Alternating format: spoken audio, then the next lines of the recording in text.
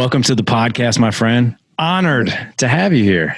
Well, Larry, I appreciate it. This is, I've been looking forward to this one because really looking forward to talking about kind of what I specialize in and how it relates to family life as a father. So I am very excited for this conversation coming up. So thanks for having me. My pleasure. And I got to start by saying this. You have me a bit perplexed. Because I am perplexing. well, normally what I do is I start out with, asking the guest about, what it is that they do and that kind of thing. I was going through everything about you and I was like, what hasn't this guy done? Like, where do I even begin? Right. You're awesome. Let's end right now. Good to see you, Larry. Right. Great show. You can find all the show notes.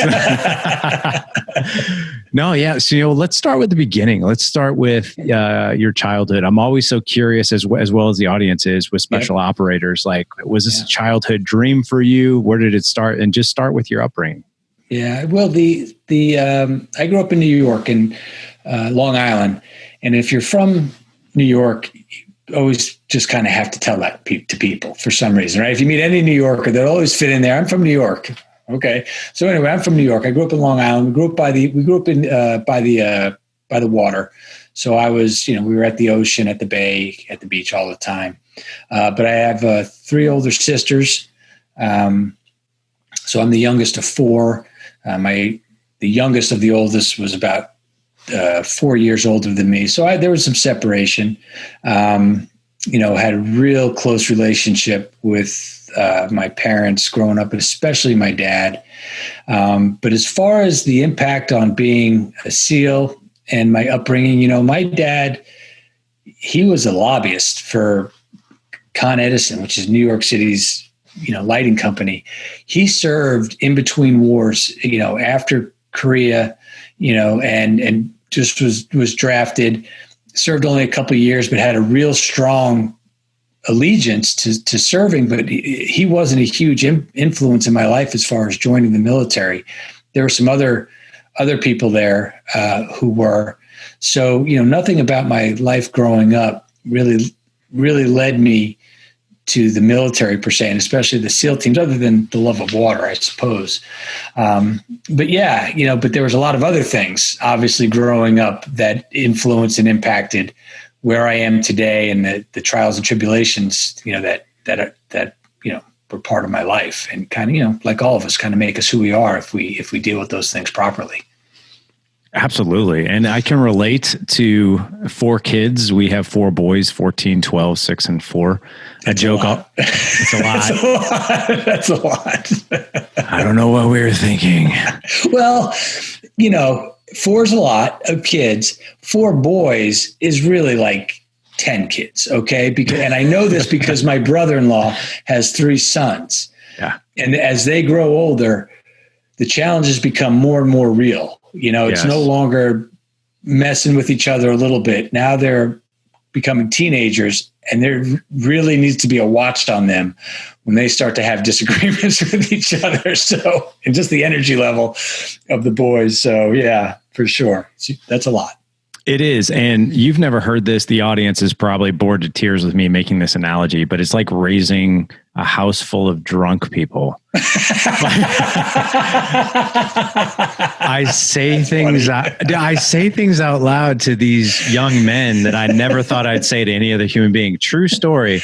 I had to tell my 12-year-old, can you please not eat your cheese and crackers while you're sitting on the toilet? That's disgusting. And I sat there as I said that. I'm like, I can't believe I just said that to somebody in my house.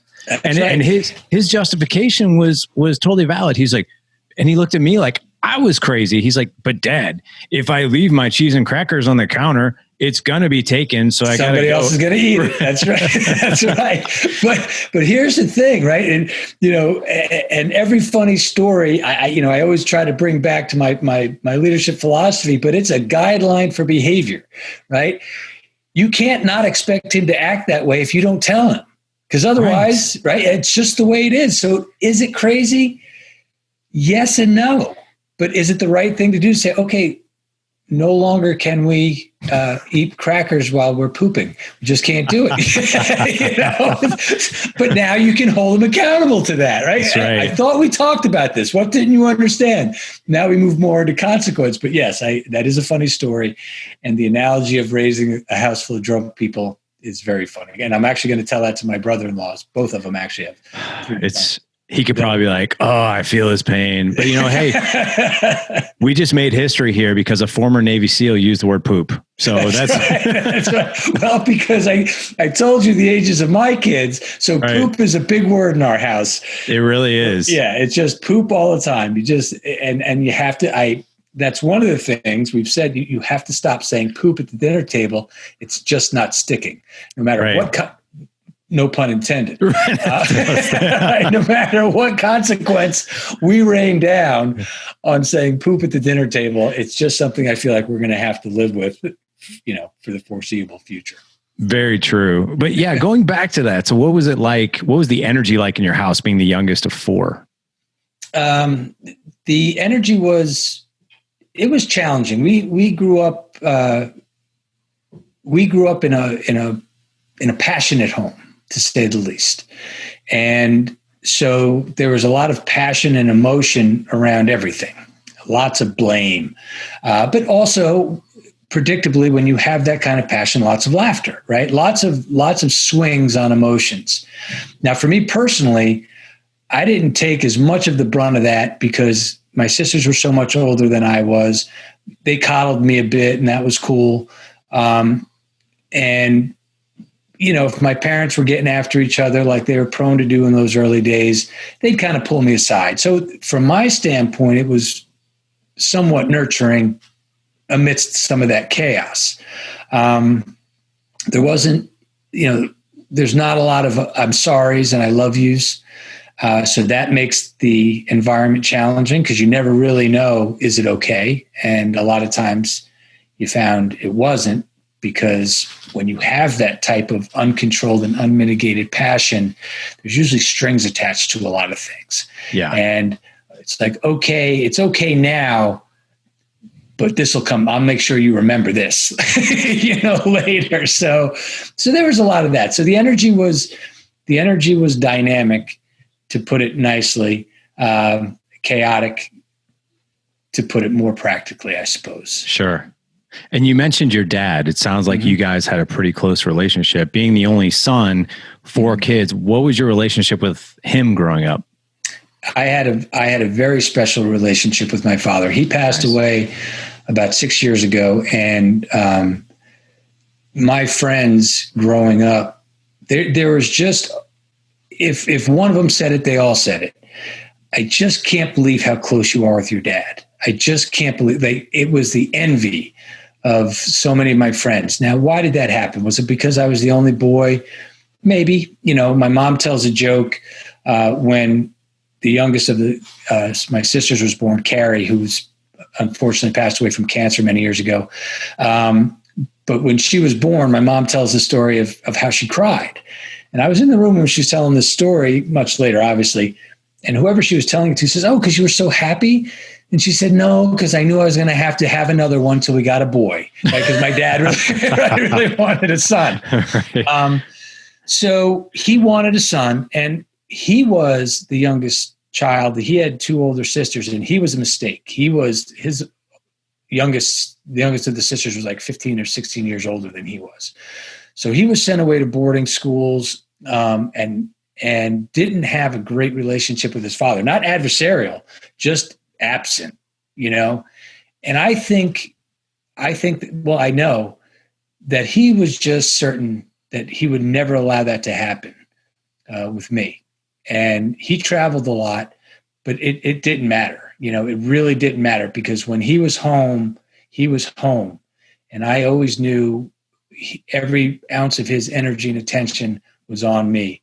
I would talk to him on the phone regularly. And this is back in the 70s, where, you had to get to the phone. You had to make an effort to get to a phone and call somebody.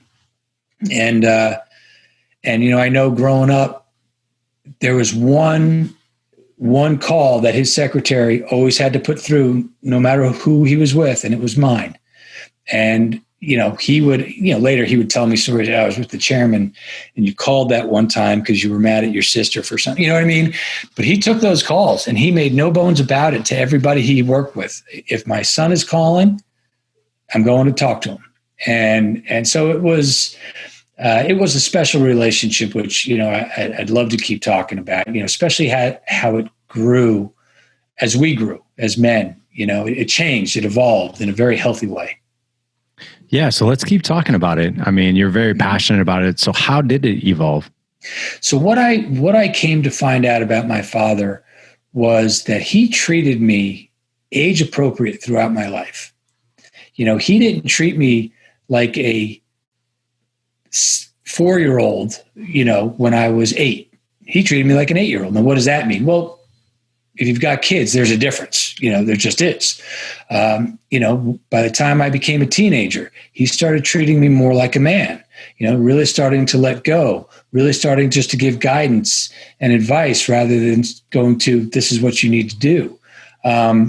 Likewise in college, just when the mistakes were being made, he became more of a friend as a, hey, I'm here. If you need it, if you want to talk about it, I'm here. You need me to come get you? I'll come get you. Do you need some cash? I can float you a loan. All right. I'm going to get it back though.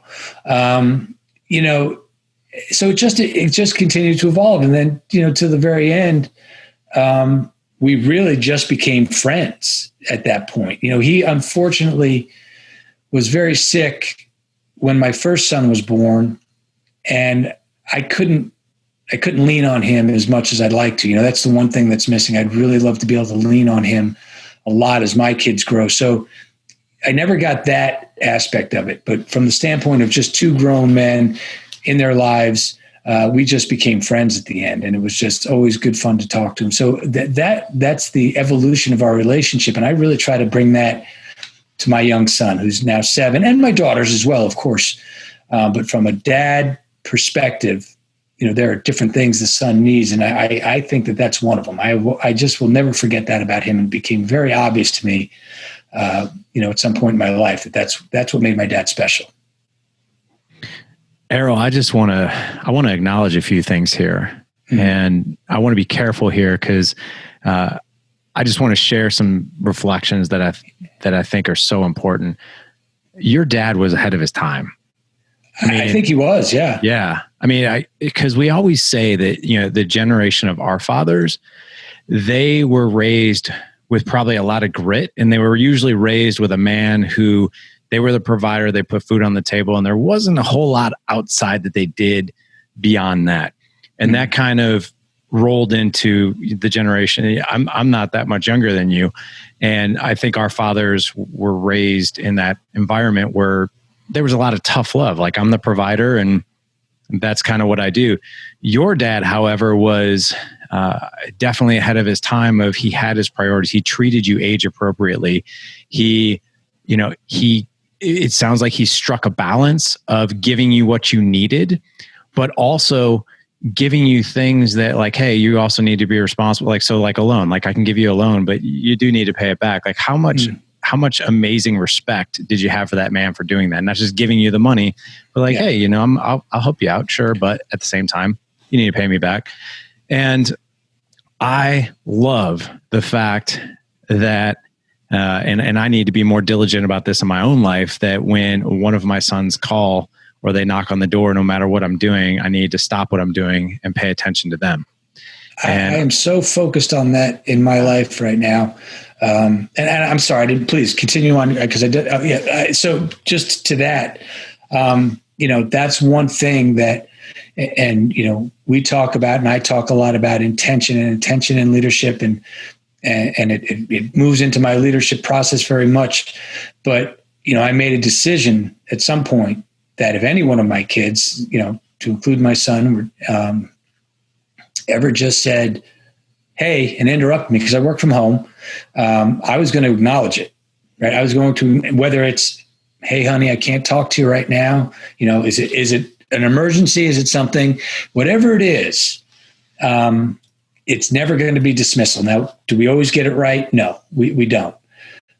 But if I keep focusing on that intention as a father, I just want my kids I would like them to say that about me. He never sloughed me off. He didn't always say, yeah, I'll drop everything for you. But when he didn't, he explained it. Okay. But if I could just, when you say my dad was ahead of his time, if I could just go off script just a little bit with that, because he was. And here's a couple of funny examples. So I was obsessed with having a sweatsuit as a young, like a 4-year-old, right? I wanted a sweatsuit, right? Because, you look up to the athletes. And so we would go into these athletic stores, which aren't as prevalent as they are now. And of course, there wasn't sweatsuits for 4-year-olds, right? I remember my dad one time, and I loved, having an athletic jersey, right? The jersey of a football player that I looked up to or whatever it was. And they weren't around. And I remember my dad on several occasions to these places going, have you ever considered making sweatsuits and athletic jerseys for little kids? They're everywhere now. You can't, right? You have an infant, you could get them an athletic jersey and a sweatsuit. They weren't around. To a person at every one of those stores, they were like, what are you talking about? That's the most ridiculous idea I've ever heard. Now look where we are. And just on another one, if you can, I remember him talking to a president of a university one time. And I happened to be there. They were having lunch. And he said about the athletes, he said, instead of having these athletes in meaningless classes, like the ones who really may have a shot at this, have you ever considered having a major where they learn about promotion and learn to articulate and learn about media? The president of that university was like, that's the dumbest idea I've ever heard. Look where we are now, right? That's why, it's unbelievable. Anyway, he was ahead of his time, but I digress, right? I could go on and on. No, that's a great example, man. And it reminds me of like Forrest Gump, like when he wipes his face and like, oh, and that man made that T-shirt out of that smiley face. That's like, right. Maybe your dad should just started that company on his own, right? He just should have done it on his own, right? Yeah. But he'll tell you, he'll say it too. He goes, I just didn't have the guts. These were the ideas that nobody was thinking of, and I just didn't do them. So he acknowledged that later in life. I like it, man. I can see it on brand right now. There's Nike, Reebok, and Errol. Right there. Right as I go into Dick's Sporting Goods, I see the sign. Which one am I going to choose for my infant? That's right. Oh, goodness. Let's move into your family now. You've got 3 kids. You have 3 monster dogs. You've been married for 10 years. Yep. Tell us what the environment's like in your own home, how you go about fatherhood and marriage. So I don't pause because I don't know. I pause because I really want to give the thoughtful answer, because first of all, I try to do it with a lot of thought and intention. I practice, me and my wife practice what we preach through the leadership consulting firm we do and helping people through challenges. And we focus on just some very specific behaviors that what we say is how we do business around here. Okay. And there's some ones that will never go away. Sometimes there are ones that need, that come up, but we try to be very intentional in everything we do around here. There's a lot of I love yous and I'm sorries. And that includes me to my 7-year-old son. When I act out, right? When I'm not as patient as I want to be, there's a point in here. We say I love you and we say I'm sorry, and we explain ourselves, right? Those are things we hold each other accountable to. And so that's the environment we try to create. It's naturally chaotic just because of the age of my kids, 7, 6, and 18 months, with the 3 dogs, 2 Rhodesians and a pit bull, it's a chaotic household. However, inside of that chaos, which is natural, we try to just make some very specific guidelines that how we do business as a family, right? My dad, we talk about dad. What did he teach me? He taught me a lot. But one of the things that he always felt was really important was be a gentleman, okay? Be a gentleman and have manners, okay? Have people want to invite you back. And if you think about it, why do kids sometimes get insecure? And the ones that act out, right? And then it's a revolving cycle. Well, because if they're acting out, that means they're not being as polite as we'd like them to be. They're not as a pleasure to be around. And then we try to find a way to maybe not be around that group, that family, because it's just chaotic. And now that insecurity builds. Okay, now, and it's not to say that we're, and this is not what we tell our kids, be polite so people will like you. But it's be polite so people are comfortable to have you around, right? That's what we want. We want to be respectful. We want to be polite. We want to say thank you and I'm sorry. We want to say I love you when we mean it, because that's an environment that you create that will affect people, and people will want to have you around. And then by definition, they will grow up with some security, with some confidence, okay? Because they won't be shunned because of their behavior, like so many people, like so many adults are, right? So that's the vibe we really try to keep with them. We talk a lot about emotions in our house, because that's the pillar to what I represent in my practice, emotional awareness and recognition. It's the basis, it drives everything. Now, they're not good at expressing their emotions, okay? But that's okay, that'll come, right? But now they know we talk about it. Hey, when you're upset, we talk about it. How are you feeling right now? The answer my son will give is, I don't know. That's fine. It's at least it's an answer to the question. My daughter will gear more towards what she thinks it should be. Okay, that's okay too. We're getting there. So that's kind of a long answer to the vibe, but we try to keep it very specific on behavioral guidelines that we can hold each other to, that we think will make us better in every aspect of our life. I love that. And so manners being like, hey, this is just a part of who we are. It's not because we're trying to get people to like us or win votes in life. It's because this is how we treat people out of respect. That's right. This is how we do business.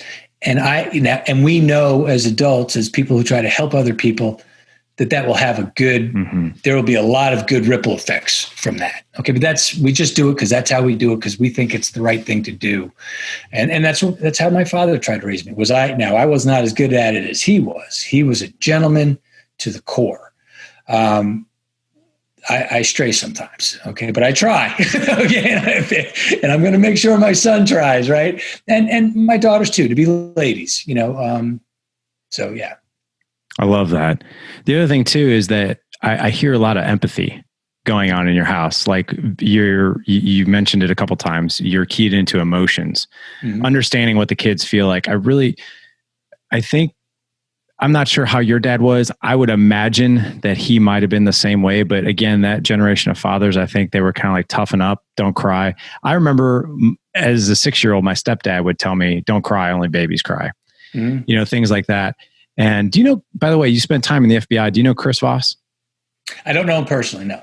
Okay. So Chris is really, he was negotiator for the FBI. Yeah, I'm familiar. I'm familiar with him. He wrote the great book. Yeah. Right. I never split the difference. Yeah. Yeah. He talks about tactical empathy. And I've had Chris on twice, and we talked about this with kids, and he gave a really good just overall analysis of what that does for you as like a parent. He's like, look, when you use tactical empathy with your kids, what you're really doing is you're helping them identify what it is that they're feeling. Because a lot of times it's just so raw, especially a 7-year-old's like, son, what's wrong? I don't know. That's his response, right? I don't know. But it's just so raw. It can come out in anger. It can come out in like whatever, but they just can't identify it. But if we help them, like, feels like you're really angry right now. And they can be like, no, I'm not. I'm actually sad. But helping them identify exactly what they're feeling. Because think about it. Men that are our age, or even men that are younger than us, they'll be going through an emotion. You're like, dude, what's wrong? I don't know. I'm just pissed. Right. And they don't even, and anger is that secondary emotion. They don't even know how they got there. They're just angry. Right. So I think that's so important, is helping those kids identify what it is that they're feeling. Can you give us an example of maybe a conversation of helping your 7-year-old identify an emotion? Yeah. So there's a lot, because he's a lot like his dad in me, in that, I tend to have strong emotions. And there's just some things I look at him sometimes, I'm like, man, I'm looking at myself, and which is good and bad now, right? Because I can key in on some things. So he has taken to, and I can be sure of this, he has taken to just saying, I'm no good at this. I'm no good at this. If he doesn't really get it the first time, now maybe all kids do that. I don't know. But what I know is that I did that, and I did it unnecessarily, and it really held me back. And I had, a modicum of success in a lot of the things I did despite that behavior. And so I am so hyper-focused on that. So we've taken up surfing, and he gets out of the water the other day, and after his first run, he's mad, and he says, "Well, I'm just no good at this." I initially want to be like, "What are you talking about? You just fell off one time. Get back out there," right? Which I sometimes do, but not until we have a conversation about it, right? And I just remember very specifically saying, "Why do you think you're no good at it?" "Well, because I fell off." "Well, how many times did you fall off?" "Well, that one time." "Have you ever gotten it right?" "Well, yeah." "Okay, so you don't fall off every time." "Well, no." I said, "Okay, but what do we talk about, right? What do we talk about?" "Work hard and have fun." "I know, work hard and have fun," right? He'll say it like it's a punishment, work hard and have fun. But he's saying the words, okay? He's saying the words. That means eventually it's going to seep in somewhere, okay? At least I think so. And the science says, especially at that age, it probably will. So then I just say, look, we have to work hard at working hard and having fun. "Well, I don't understand what that means." So I'm saying things to him which I know he doesn't get, but I think he will because I'm saying them to him, right? So this is the empathy I think that we're talking about, the tactical empathy, because I really enjoy that term. So what we're doing is we're acknowledging how he feels. I'm trying to get him to explain to me if it makes sense or not, okay? He knows it doesn't. And then I do have to give some tough love. Get back out there and try it again. We don't just quit. Okay, that's not what we do, right? We say that a lot in this house. That is not what we do here. And now he knows that term. It's not what we do. We don't quit. We don't just do that. Okay, we're going to finish this thing. And if at the end, after we're done, we don't want to do it anymore, that's okay. But we don't just quit. So that's the most recent example I can give because that just happened the other day. I love that example. And it's it's so funny when we reframe words, right? Mm-hmm. It's like, when you say be empathetic to a man, you're like, yeah. But when you say tactical empathy, you're like, oh. Yeah. Bro, I can shoot him in the head. That's right. I'll be tactical with this empathy. Sounds fantastic. It's true. Oh man. So that is great. I love that. Let's move into, obviously, before we actually move into your book, marriage. I mean, it sounds like you grew up again with an amazing father. What have you learned through lessons from him? Maybe even all the training that you've had as you look at your wife and marriage, the partnership, the friendship, the self-care, the lovers, the communication, the whole 9 yards. What lessons have you been able to take to your marriage to make it what it is?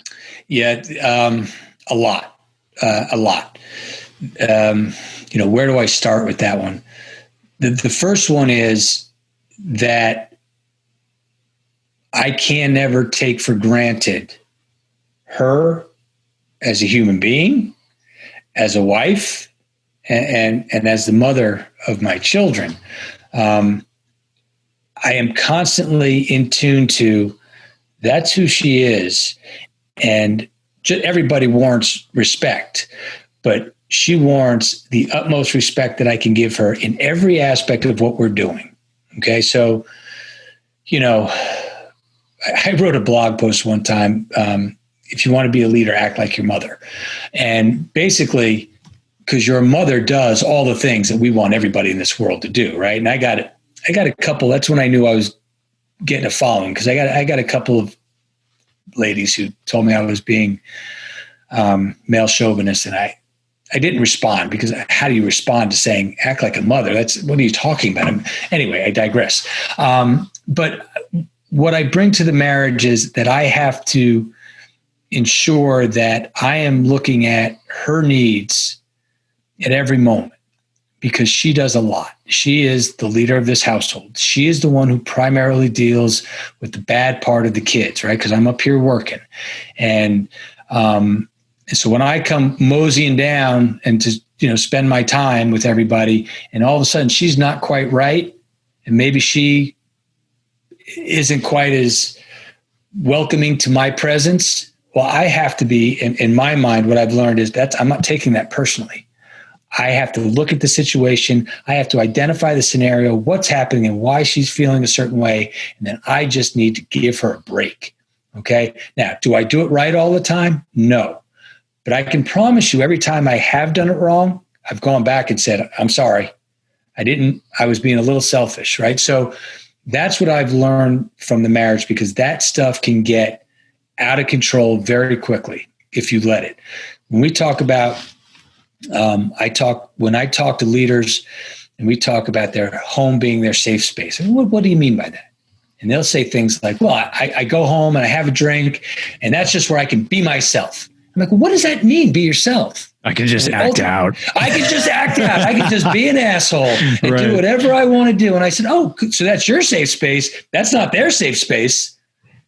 And they'll go, well, what? Right? Because they're not even thinking that way. Right. What is the safe space? A safe space, and this is what I try to tell you, look, this is my opinion, is where you can explain why you feel like you feel without judgment. Hey, I'm coming in. Is it possible for me to get 10 minutes? Because I am just off. No, it's not possible for you to get 10 minutes because, okay.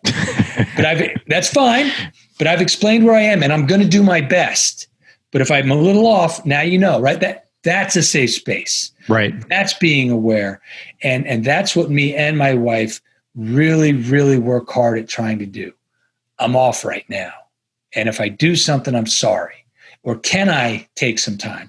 More often than not, my wife will say to me, have you done your ice bath today? Right? That's now a cue. Like, hey, jerk, what are you doing? Right? Come on, get yourself right. So those are the lessons. Those, as much as I love my parents, which I do, I love them unconditionally, and I enjoyed my upbringing. That's what I learned from them. Not that they did it. And if you're listening, Mom, I'm sorry, but they didn't do it. They got after each other a lot, and I felt like at certain times there was a level of disrespect, a level of entitlement to how they felt they should be treated, and I just never wanted to bring that into my marriage because I saw how quickly it can go off the rails. You're 52, right? Yeah. And I feel like you've lived like 2 lifetimes of life lessons here, and you're so calm about it. Like, and the theme I really pick up from you, we've had a lot of guests on here. We've learned a lot about marriage. And I think the way, and you can tell me if I'm crazy, but I think a lot of what married people do, both the man and the woman, is they will go into that particular day, that relationship, that dynamic with expectation and agenda. So like, oh, if you're upset, then I take that personally because obviously I'm doing something wrong for you to treat me like that. Or like, hey, I expect this, this, and this. And sometimes they're quiet expectations. And then expectation is literally sometimes the build. It's not sometimes, it's the building block of emotional resentment. The theme I'm really picking up from you, and I think the audience as well, is you come from a place of curiosity and appreciation. You've said that over and over again about your wife, how much you appreciate everything that she does and how much you appreciate the things that the person that she is and what she brings to the relationship. And on top of that, you come with like more of an approach of like, if she's off, you don't take that personally. You're more curious. Hey, I'm sensing this. What's going on for you? Versus like, why are you so mad at me? Mm-hmm. Why you treat me like this? Right. Yeah. So I love that. And those are hard conversations, by the way. Right. Don't think it's easy. It's easy to go, oh, what's your problem? That's easy. It's very difficult to say, is everything okay? Because you know everything's not okay. And whatever response you might get might be the response that indicates what's not okay. So you're going to absorb that more than likely, right? So if somebody asks me, if I'm really mad and I'm trying to hide it, which is fine sometimes, right? I'm really mad. This is not the time for me to show this. And somebody says, hey, are you okay? You go, well, as a matter of fact, I'm not okay, right?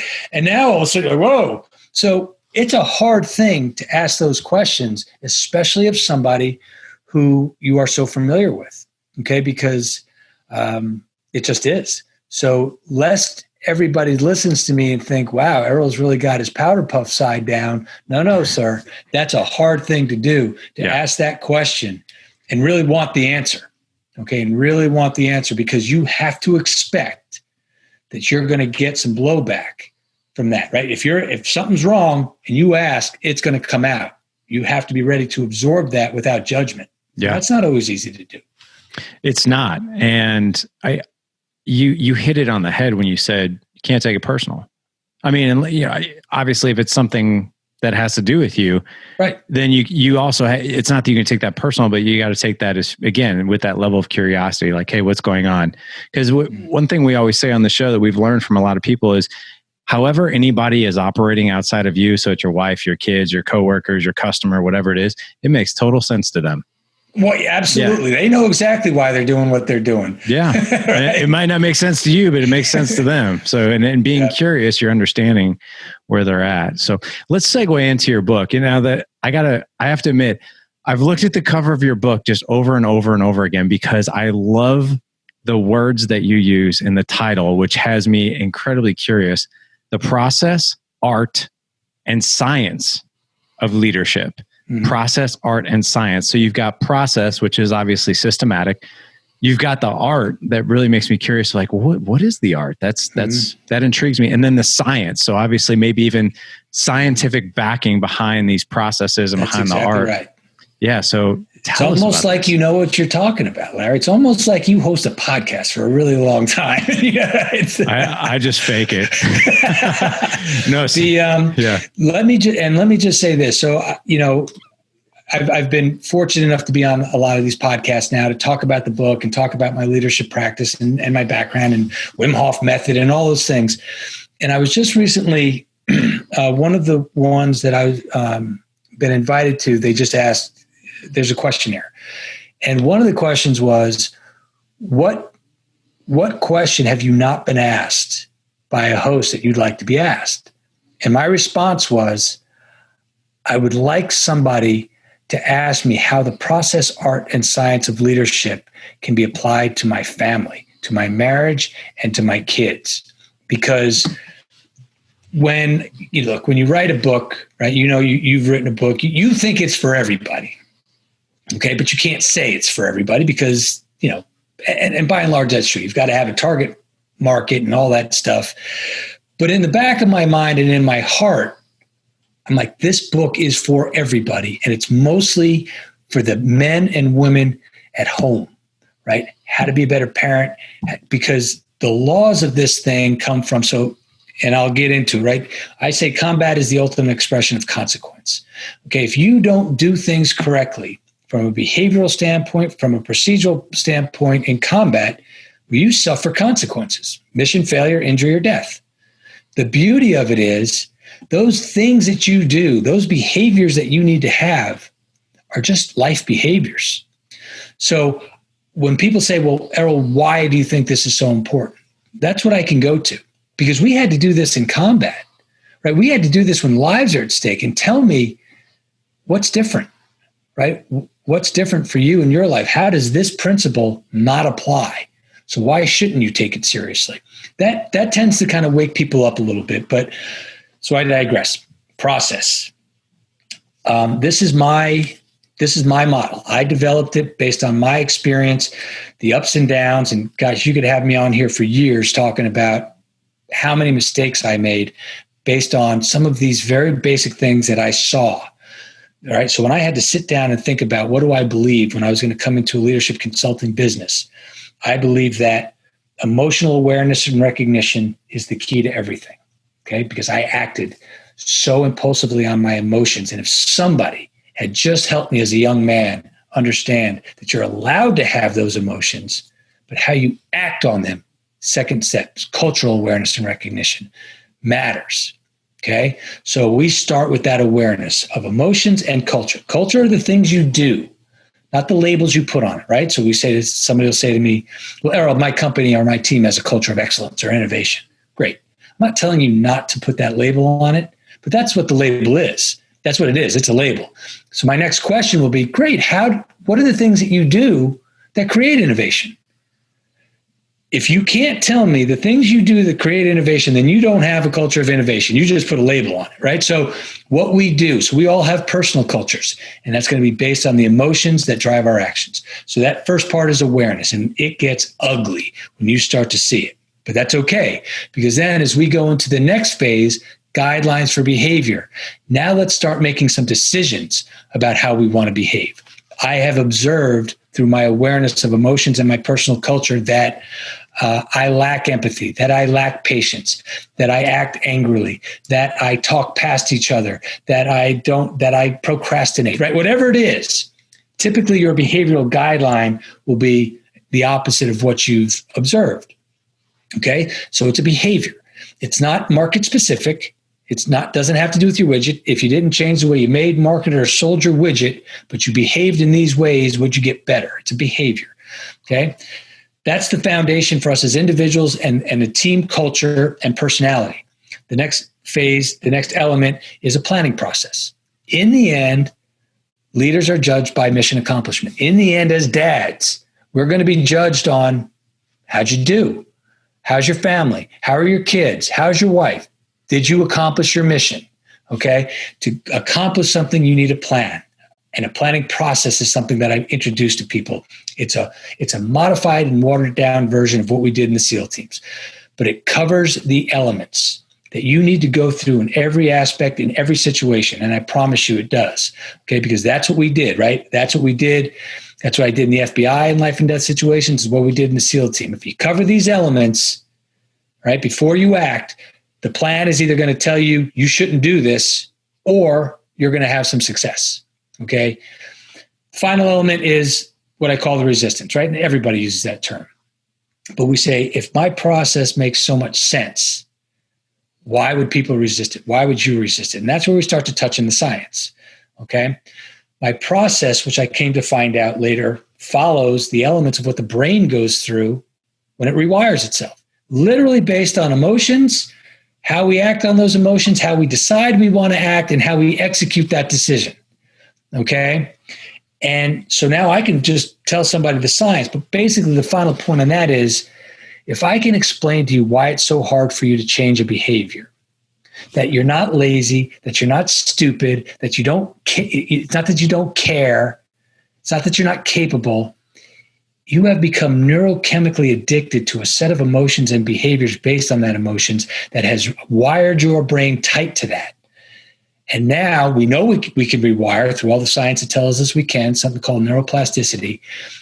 So if you know that, and you know that these missteps are not because you just suck, it's just because you're trying to do something really hard, you can give yourself a little grace. You can give yourself a little patience, right? You can give yourself a little gratitude, and then an understanding, say, okay, this is just hard. So that's my process in a nutshell. Okay. Can I keep going? Are you okay? Are you? All right. You can keep going as long as you want, man. I feel like I'm just like enjoying being a sponge right now. So yes, please. Well, but then that's the art, right? So the process is the process. Those are the elements. Emotional awareness and recognition, cultural awareness and recognition, behavioral guidelines, a planning process, the resistance, understanding it. I say we've got anything, if me and you work together, and any challenge you told me, it's going to find a home in one of those elements. Now, the art is what happens inside of each one of those elements is going to be different for all of us.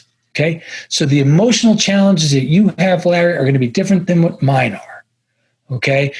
That's an art now to understanding those emotions and how they affect you, the culture, right? So you're going to have a different experience. Let's both agree that emotional awareness and recognition is important. The emotions that I struggle with, how I deal with them, where they came from, what I'm going to do about them is going to be unique to me and unique to you. That's the art. We've got to figure that out. Which behavioral guideline are we talking about?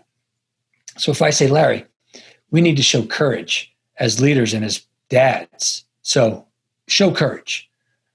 You might be like, what? Courage is not my problem, right? Empathy is my problem, or, whatever it is, right? So you're not helping me. So the guidelines for behavior, there's an art. You've got to figure out which one you need to employ to make your life better and the life of those around you better. So that's where the art comes from, and I hit the science, right? Every aspect of it, I can tell you the scientific nature of what emotions do to our brain to rewire it, what culture does, what a decision about a behavior does, what a plan does. It all goes into changing who we are as human beings from a neurochemical place. That is the process, art, and science of leadership. Wow. That was it. I just unloaded, man. You did. That was like, so how did you come up with these? I mean, obviously your background is absolutely unreal. Was this more or less a culmination of like, okay, I've had all this training, hours upon hours upon hours of training, not only just training, but experience in the trenches, the whole 9 yards. And then I've been able to take bits and pieces of exactly what I know to be true and then combine them into this process, art, and science of leadership. Or has this been something that maybe little by little has been taught to you, and you recognize, like, so those 5 elements of the process, like, was that taught to you at some way, or is this something that you just sort of came up with after all the training? I just kind of came up with it, and look, and all these elements are not unique, right? Somebody said, well, you didn't make up emotional awareness and recognition, but it's part of the process. This is all unique to me. And it was a culmination of a lot of things. Now, it ended with me really having to put pen to paper, because if I'm going to be a consultant in leadership and people are going to come to me to be better, I have to be able to obviously explain it in a very digestible form. Okay. And so, but it comes from a couple different areas, I think primarily. The first one was I left the SEAL teams in the FBI, not in the way I wanted to leave either one of them. I made a lot of mistakes. Let me backtrack just a second. I always appreciate it when people look at my resume and say, that was like everything you did in the beginning of this podcast. I always appreciate that. Thank you for acknowledging some of the things I did. And I mean that heartfelt, but that's not where my message comes from, right? It gives me a window, right? It gets me through the door a lot of times. My message comes from, but listen to everything I did inside of this great resume. Listen to what I did this time. Listen to what I did this time. I can't believe that I was able to achieve some of the things I did based on the things I did. Right. And these were the areas as I looked at it, I said it was based on emotions. Gosh darn it. And I never knew what I was doing based on those emotions. And I never had the courage to decide, here's how I was going to behave. And making a plan from walking from one room to another, right? Because if I'm walking from this room to that room, that means I'm doing it for a reason. And if I'm doing it for a reason, that means I'm trying to achieve something. And if I'm trying to achieve something, I better have a plan. Well, Errol, you mean you have a plan every time you go into a different room? Bet your ass I do, because if I want that to be a good experience, I want it to work out. Well, Errol, that sounds a little impersonal, doesn't it? Really? So the fact that I'm going to go to you, my wife, right, and I'm going to interact with you, and I don't give it any thought about what that interaction is going to sound like, I think that sounds a little impersonal. But if you know that I'm thinking all the time, my mission here is to make you feel better because you're having a bad day. My mission here is to help out around whatever it is. So I have to have a plan for that. I think if you look at it from that lens, it becomes pretty powerful. So I got injured in the SEAL teams. I was considered an excellent leader, but I was also considered a wild card. And I had people say this to me all the time in my naval career and really a lot of my life. Errol, you're one of the best leaders we've ever seen, despite some of the stupid shit you do, man. Sometimes you just go off the rails. And it was true. And it was because of those emotions that I wasn't in touch with. So when I left the SEAL teams, I got injured. I was in the middle of I was at the end of an awful marriage, which is another story to tell. Just, you want to talk about how people get into bad marriages. And this wasn't her. It was as much my fault as it was hers, believe me. And everything just kind of caved in on me, and so I was medically discharged. I probably didn't have to get out. My operating days were over, but my reputation was going down the tubes because my personal life was interfering in my professional life. And people were like, what's Doebler's deal? And I was like, I'm going to take the medical discharge, tail between my legs, and kind of regroup. So when something like that happens, I loved being a SEAL. I loved it more than anything. And when it doesn't end on your terms, it begins a self-reflection phase. Some of it was my fault, some of it wasn't, but it didn't go the way I wanted it to. And that was kind of the start of it. I know we're maybe up against the time a little bit here. But that's kind of where it started. So I'm fortunate enough to have had the gift of self-reflection. And then I was able to kind of put it in place, but only because of so many of the mistakes I made that I was like, man, how did I let that happen? I was in such a good spot and I self-sabotage. I bet you that sounds familiar, right? We talk about that all the time. So that's kind of, once again, a very long-winded answer of where this process came from. And by the way, you can go as long as you want. So, seriously, like this has been gold. So, my time is yours. However long you want to gift us with your knowledge here. A couple of quick reflections there.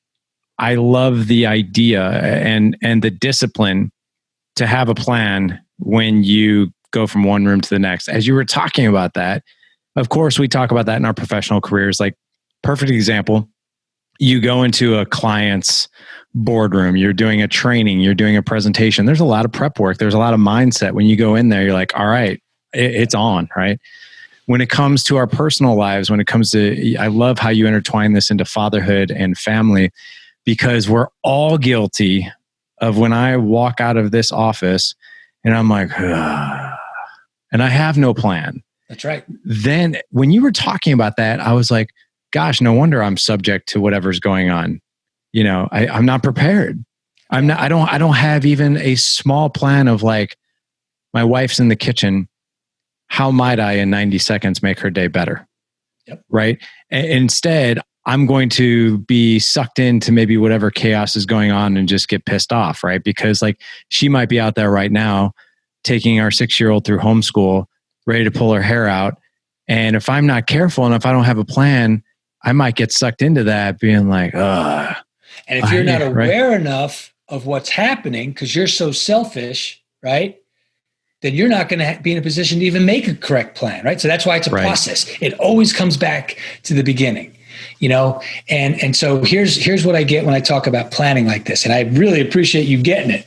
Well, Errol, that sounds like an awfully, I don't want that stress of making a plan. And I'm like, that's fine. What's more stressful though? Taking 30 seconds to make a plan and then having it work out correctly, or walking in randomly and being subjected to the environment and then just reacting to it? Yes. You tell me what's more stressful, right? Take the 30 seconds, take the 30 seconds, have some intention. Like you said, I'm done with work. I'm going home. That's my quote unquote safe space, because I'm just going to be a jerk at home because that's where I should be able to be a jerk. No. We talk about intention. So I try to tell people, so I use the analogy, I used to run triathlons, right?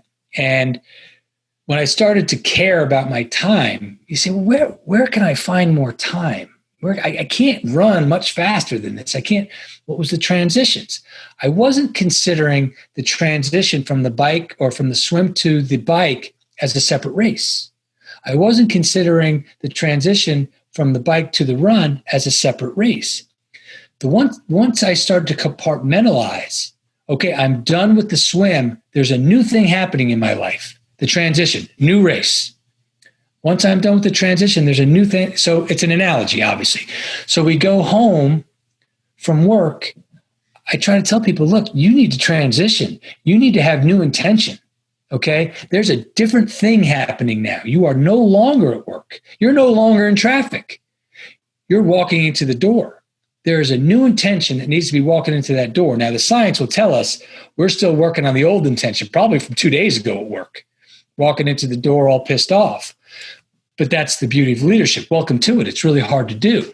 Okay. So without that awareness of how we're feeling, and then what we want, what we may act on that, and then deciding how do I want to behave, and then making a plan, that all comes with new intention, right? Intention sometimes can be an overused word, but it's still the right word. And so that's That's kind of goes with making a plan. You just have to be aware, and you have to have some intention in everything you do. It's a behavior, right? If you look at my guideline, if my element, guidelines for behavior, if you didn't change the way you made, market, or sold your widget, but behaved in this way, would you get better at everything you do? If you acted with intention, every time you moved from thing to thing to thing, would you be better? Would you be a better father? Would you be a better boss? Would you be a better husband? You bet your ass you would be. That's not a bad behavior to look at. You want to do a weekly show together? It's good stuff, right? But it's all process. It's process, it's process, it's process. And people get so bent on the word process. And I tell you, look, here's why: don't get bent on process. Process allows you to go back and identify where things went right and where things went wrong. If you're just acting and you're acting randomly and you're acting on intuition, right? I hear that all the time. How do you go back and make adjustments? How do you know why you were feeling that way? How do you know at which step in the thing you did something wrong? Process, man. It opens our minds, right? We don't have to worry about it anymore. We're not acting on our sympathetic nervous system. We're not stressed all the time. But process, right? Process opens our mind to, wow, my daughter really should be yelled at right now. But wait a second, because I'm not so stressed, because I'm going through my emotions and my awareness and what she's doing and then a plan, I might be able to open my mind to a different solution to that, because that's what happens when we don't have stress. When we are in our parasympathetic state, our mind opens. We get to think of other things, right? So for, the age-old example, you're getting chased by a bear, okay? You are in sympathetic, fight or flight. You're not thinking about how you are going to experiment with the béarnaise sauce tonight, right? You're right there. That's where we're operating a lot of times. When we have process, we know certain things to check off in our life. And as we go through scenario to scenario, our mind is wide open.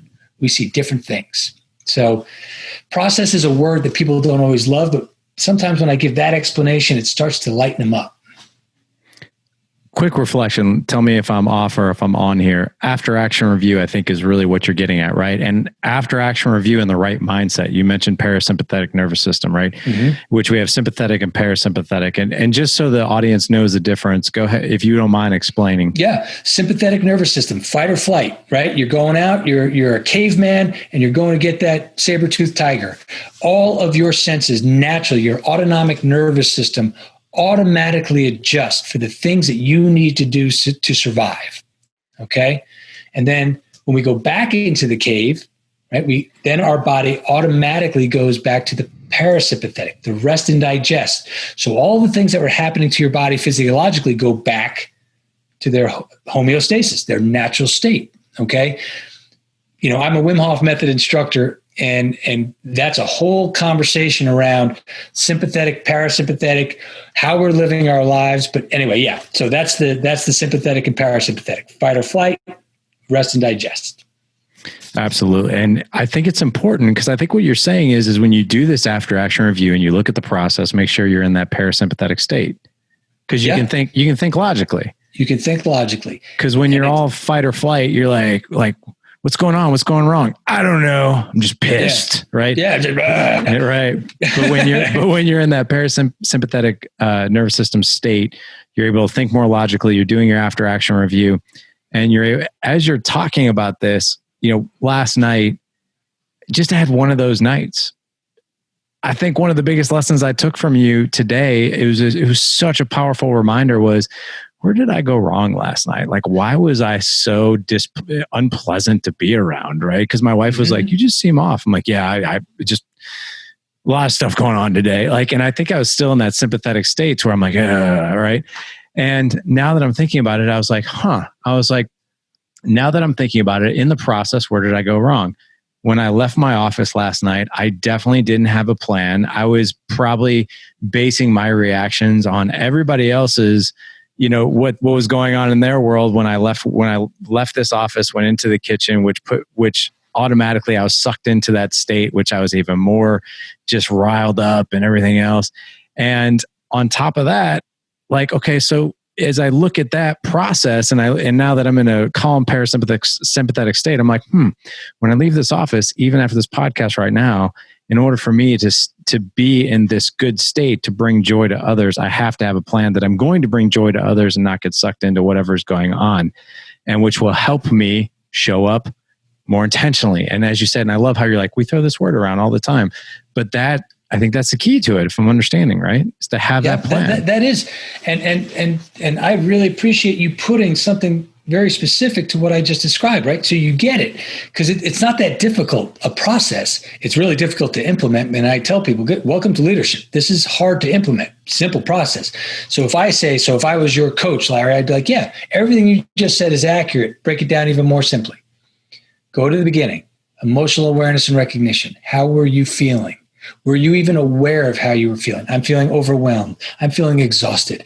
I'm feeling unappreciated. I'm feeling annoyed by all the noise that was around. Whatever it is, did you identify it? Now, how am I acting on it? I'm walking around like a little, slumpy slumpster, woe is me. That's slumpy your culture slumperton. Right? That's slumpy slumperton. Right? So you can all of a sudden now go through the process and you can be aware and go, this is not how I want to do it. How do I want to do it? Behavioral guidelines. I want to be everything you just described. Great. You want to be that? What's your plan? What's your mission? What are you trying to accomplish? What actions will you take? What is your contingencies if you try to do it and somebody, ambushes you, right? The whole thing. So yes, if you now you don't always get it right. Sometimes you say, I don't care. Okay, good. At least you know where you in the process, and then ask yourself, because my intuition people out there, well, my intuition just said, I don't care. Well, how'd that work out for you? But now you know what intuition you can trust and which one you can't.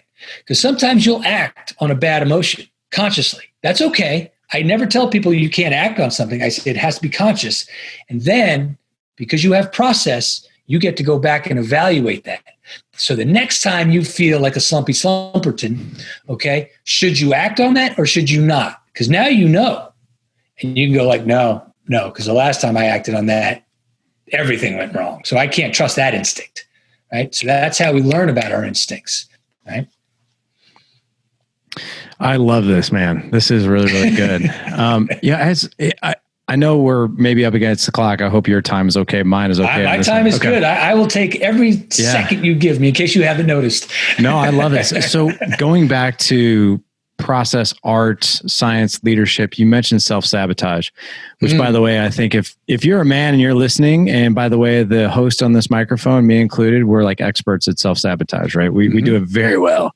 Yep. Looking back on some of the mistakes that you mentioned that you made in the SEAL teams where you self-sabotaged, now thinking about it through the process and after action review, would you mind sharing a story of how that showed up for you and maybe just something you would have done different to catch yourself before doing it? I can, especially in the SEAL teams, because so I was a platoon commander. I was an officer in the SEAL team. So that means you're in charge of your 14 or 16 person group. And one of the most challenging, so when you work up for deployment, and when you're in a SEAL team, you are training all the time. Okay. And you're training at all the areas that you are required to be proficient at to go to war. And one of the areas is land warfare. And at least when I was in the SEAL teams, that was one of the most challenging periods. It was long. It was 3 weeks. Right? And the workups, by the way, would last anywhere from 12 months to 18 months. So, a 3-week stint in there was long and it was grueling. And, a lot of times that would kind of really show the spirit of the platoon. And we had come out of that particular land warfare training. We had some real hardcore, old school Vietnam vets, who were towards the end of their career. And they were very hard on the young folks like me, right? And likewise, that's just the way it goes, right? They had seen that experience, and they always spoke from firsthand knowledge. So they'd be very hard on the young platoons, and it was a good thing. And I remember we came back from that 3 weeks. And, we were locked in. I was locked in. And I almost got embarrassed how many of those older guys came up to me and said, "This is the best platoon I have ever seen. I just can't believe what I saw." The next element we had was diving. We spent, dive training. So we would go somewhere, and I got so uncomfortable with the praise. Like, well, that can't be right. That can't be accurate. The next one we did, I was on the phone by the end of the week with my commanding officer. He was ready to fire me. He's like, what is going on out there? Right? I was unlocked in, right? I was careless. I was unmotivated. Okay. It doesn't make any sense. Where did the dichotomy come from? Okay. How can I go from the hardest thing we do and receive the praise from the very people who look not to praise you to one of the easiest things we do? I mean, dive training, we're SEALs, for God's sakes. That's locked in. So the self-sabotage. So you look back on that. Now I know kind of where it comes from, I think, because I did a lot of work on that. And it comes from an upbringing. It comes from, perhaps some addiction issues in family, right? Where you can never really do something wrong, or when something's really good at the time, it will change on a dime because of the environment. So you're never really comfortable with things being okay. You're always waiting for the other shoe to foot. Now that becomes something that you're used to. So when something really goes good for me at that time in my life, well, my natural state was, well, something's got to go bad now, because that's the way it always happens. And I think that's where the self-sabotage comes in. You don't even realize you're doing it. It's what you grew up with in your environment, and now you project it onto your life. And it's to this day, right? I do this thing I do now. I am what's the word? I'm not a required expense. I'm a discretionary expense, right? For what I do. I'm a leadership consultant. So I am honored every time somebody hires me, especially in these, today when everybody's really looking at that dollar. I have to remind myself, no, you're good at this. You help people. Your process makes sense. You don't have to fuck this up. Right? You don't have to do it. It's okay for this to be okay. Right? It's a hard thing. So that's my story on self-sabotage. Yeah, that's the Achilles heel for men, for fathers, for husbands is, we're pulled in so many different directions. And it's safe to say that men are their own worst critic. One thing we say all the time on the podcast, in our community, in our mastermind community, is that men are very, very aware at all the things that they feel they need to improve on and all their shortcomings. And they are absolutely oblivious to their strengths. And what happens is we just seem to beat ourselves up relentlessly. And there's a quote, get out of your own way, right? Just get out of your own way. And I love how you just wrap that up in that last segment like that. It was, and if I can just share one more story about beating yourself up, right? So when we say we act with intention, so I'm a cold exposure person, right? I take ice baths every morning, and I see that as a great leadership tool. And maybe I would love to come on some other time and really talk about that and break it down. But one of the things that I use that for is intention. Okay. What is my intention today going into that ice bath, right? And I will set that intention. And you have to think about the cold is you can't run from the cold, right? You are in it. So you either have your intention in your focus or you don't. Okay. There's no lying about it. So we just got back from vacation last week or so, and it was a great vacation, right? We were with other parts of our family. So we had 3 families in there, and on a net, it's a massive win. Right? Massive positive stuff. I like to share a cocktail as much as the next person. Okay. And every now and then you have one too many cocktails, you go to bed an hour or two too late, and then you wake up because your kids don't care, by the way, that happened. Their clock is still on the same. Yeah. And I remember I was a little short with my son, predictably. And he didn't do anything wrong. He's 7, for God's sakes. And I just got a little short with him, right? Because of all the things I did the night before. So I had to the vacation house was close to our house, which is a different story. But I came home to let the dogs out and to get into the ice bath. And my intention for that ice bath was, you really messed up this morning. Okay, it wasn't terrible. I was short with my son. It happens. But I said, forgive yourself. That's your intention for today. Forgive yourself and go forward and do the things you know you need to do. Don't overcompensate, because that sometimes is worse. Okay? Just do what you know you need to do. First order of business, apologize to your son when you get back. Okay? But then forgive yourself. Don't beat yourself up. So yeah, I agree with you. We are very good at beating ourselves to a pulp, and then almost feel like sign of weakness if we forgive ourselves. No, I can't forgive myself. I earned this, whatever I'm doing to me. No. Just lighten up. Say you're sorry. Correct what you did. Don't overcorrect. Just correct. Okay. And move on. It's going to be okay.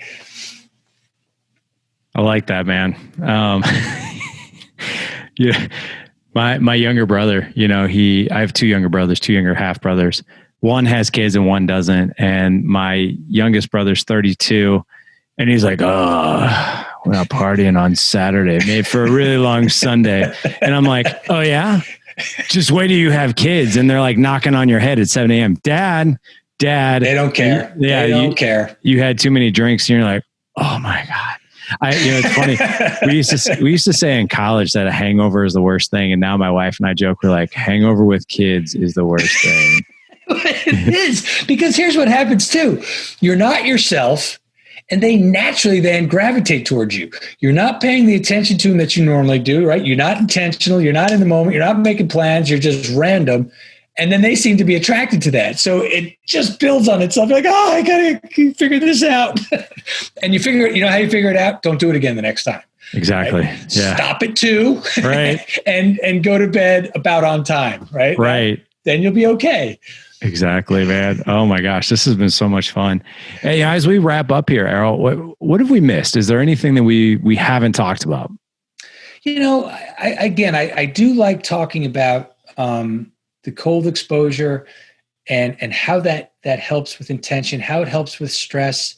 That would be a great thing to talk about, but it's called the Wim Hof method. So if any of your listeners are wondering what I'm referring to, the Wim Hof method. I'm a Wim Hof method instructor. I apply it in my leadership business, and I apply it to my life at every level. So that's one thing that we didn't look into that I would want to. But again, just the reiteration that this process I put together, it's really for your personal life. Because if you can do it in your personal life, doing it at work will be easy, because there's not as much emotional skin in the game at work.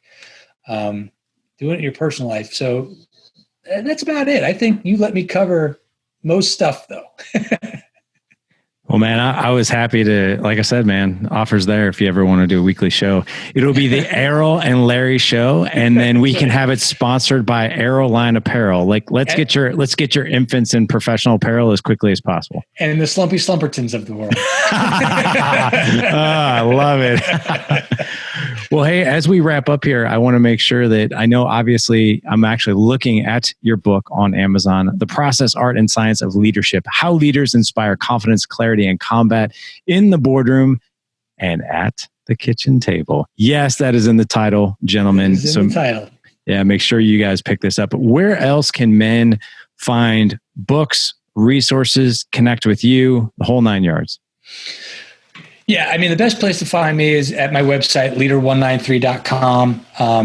Any social media thing, Facebook and Instagram and Twitter and all that is, at leader193. So leader193 is the place to follow me. My website, you can learn more about my practice, learn more about the Wim Hof method, how I incorporate in my practice, and you can find my book there as well. So those are the easiest places.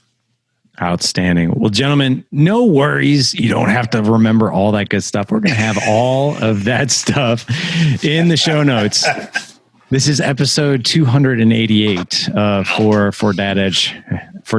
So you can find everything here at gooddadproject.com/288. Again, gooddadproject.com/288.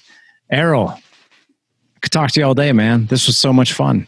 It was. And again, Larry, I really, really appreciate you introducing me to your audience. I hope they got something out of it.